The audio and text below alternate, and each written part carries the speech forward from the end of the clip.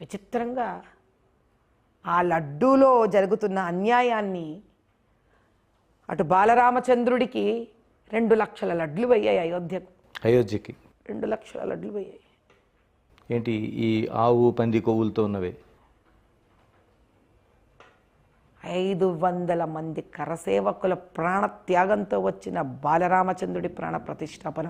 అది విగ్రహం అనుకుంటున్నారు అందరూ. ఆయన ప్రతిష్టాపన అయ్యాక ఎన్ని బయటపడ్డాయో. ఇప్పటికీ మొదలయ్యింది హైందవ ధర్మయుద్ధం మొదలయ్యింది.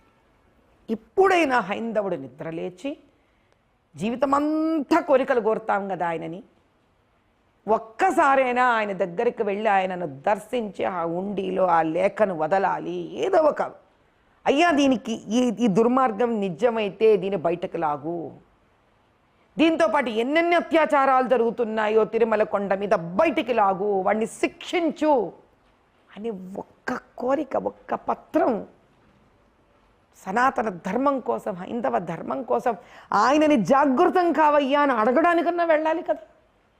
మాధవీలత గారు, అంటే ఒక నేతిలోన కల్తీ ఉన్నది. అంటే ఒక సీఎం తన సాక్షాత్ నోటి నుంచి వెల్లడించాడు. ఆయన కొన్ని రిపోర్టులు చూపిస్తున్నాడు.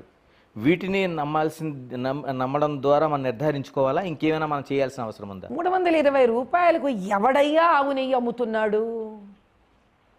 నాకు తెలుసు మీరందరూ వివాహితులే. జీవితంలో మీ ఒక 3000 రూపాయలు కాదనుకోండి, దయచేసి మీ ఇంటికి వెళ్ళాక మీ భార్యతో చెప్పండి, ఓ 30 లీటర్ల ఆవు పాలు అంటే ఒక రోజులో చేయలేరు పాప, ఇంట్లో ఒక్కళ్ళు స్త్రీలు ఉంటే ఒక 10 రోజులు, రోజుకో 3 లీటర్లు ఒక 10 రోజుల పాటు అందరికీ చెప్తున్నాను. రోజుకు ఒక 3 లీటర్లు, ఒక్క 3000 రూపాయలు వెంకటేశ్వర స్వామి పేరు తీసుకొని వెళ్ళి కావాలంటే ఆ నెయ్యి హుండీలో వేయండి. ఆ ఆవు నెయ్యి తీసుకెళ్ళి హుండీలో వేయండి అయ్యా.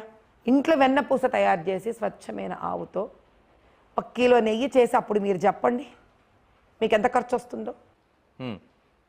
వేరే ఏవి మీకు ప్రూఫ్స్ అక్కర్లే, సాక్ష్యాలు వేరే ఏమీ అక్కర్లే.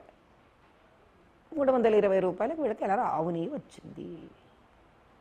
ఎలా వచ్చింది వీళ్ళకి? అంటే ఎంత హోల్సేల్గా కొన్నా ఆవుకి ఇంత పాడి అనేది ఉంటుందండ్రి. మా లెక్కలన్నీ కట్టుకున్నావనుకో, పోనీ 3000 మనకి పడుతుంది, 1500 కన్నా వాళ్ళకి పడాలా? బేసిక్ లాజిక్గా జీవితంలో 50% కన్నా తగ్గి పడదుగా. పాలు 50 రూపాయలు లీటర్కి అయితే రాదు కదా నాన్న. ఒక రోజు ఆవు తినే మేతనే 50 రూపాయలు, 50 నుంచి 100 రూపాయలు ఖర్చు అవుతుంది. అందుకే తగ్గించేసుకో, 50 రూపాయలు పెట్టుకో. కాబట్టి ఏమి చేసినా కూడా 320 రూపాయలకు రాదు. అది ఫస్ట్ జస్టిఫై అవ్వాలి కదా. అంటే మేము తిరుమల తిరుపతి దేవస్థానంలో ఎంత తక్కువకు వస్తే అంత ఆదాయం మిగల్చడం కోసం చేసాను తప్ప, ఇందులో రాజకీయమైన ఆరోపణ తప్ప ఇదంతా నిజం కాదు నెయ్యి కొనుగోలు అని మాజీ ముఖ్యమంత్రి జగన్మోహన్ రెడ్డి చెప్తా ఉన్నారు. నాయనా నేను చెప్పొచ్చేది ఒకటే, ఎవరికి ఏ కారణాలైనా ఉండని, దాంతో నాకు సంబంధం లేదు. అది రాజకీయ సమాధానమా, రాజకీయం కాని సమాధానమా, నాకు దీంతో ప్రసక్తి లేదు. నాకే కదే హైందవుడికి దీంతో సంబంధం లేదు. ఇది తేలాలి. అంటే ఆయన అంతే ఇంత దూరం వచ్చాక ఇది తేలాలి కదమ్మా.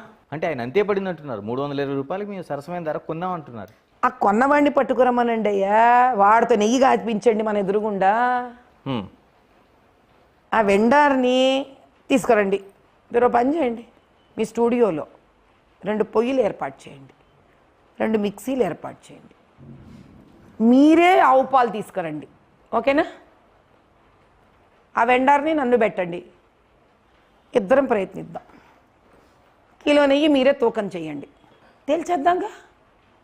320 రూపాయలకు నెయ్యే వస్తుంటే మరి పాపం చాలామంది కొనుక్కోవడం ఎందుకు ఎక్కువ ఖరీదు పెట్టి? తేల్చేద్దాం దాన్ని. ఎలాంటి డిమాండ్ చేస్తారు? ఇప్పుడు మీరు సిబిఐ డిమాండ్ కూడా చేసినట్టున్నారు, ఇప్పటికి ఆల్రెడీ నడుస్తూ ఉంది. ఎంతకాలం అంటే ఇదేం తాసానం? ఫస్ట్ ఒకటి నాయన, ముందు ఇంతటి అత్యాచారము అన్యాయము జరిగినందుకు భగవంతుడు ఉన్నాడని నమ్ముతున్నాం కాబట్టి ఆయన దగ్గరికి వెళుతున్నాం కాబట్టి ముందు ఆయన దర్బార్లో వినతి పత్రం వేయదలుచుకున్నాను నేను. వేసిన తర్వాత తిరుమల మీద నుంచి ఎంతమంది నన్ను చేరుతారో చేరండి, నేను శ్రీవారి మెట్లు ఎక్కబోతున్నాను. బహుశా 26కు ఎప్పుడో డిసైడ్ అవుతాను, మా ప్రోగ్రాం 25కో మేము మళ్ళీ మా ఇన్స్టాగ్రామ్, ట్విట్టర్స్, ఫేస్బుక్లలో రిలీజ్ చేస్తాను నేను. ఎంతమంది నన్ను చేరుతారో చేరండి ఈ ఉద్యమంలో. అక్కడి నుంచే ప్రధానమంత్రి గారికి, అమిత్ షా గారికి ట్వీట్ చేస్తాం అందరం. దీనికి ఒక హ్యాష్ ట్యాగ్ కూడా తయారు చేస్తాం.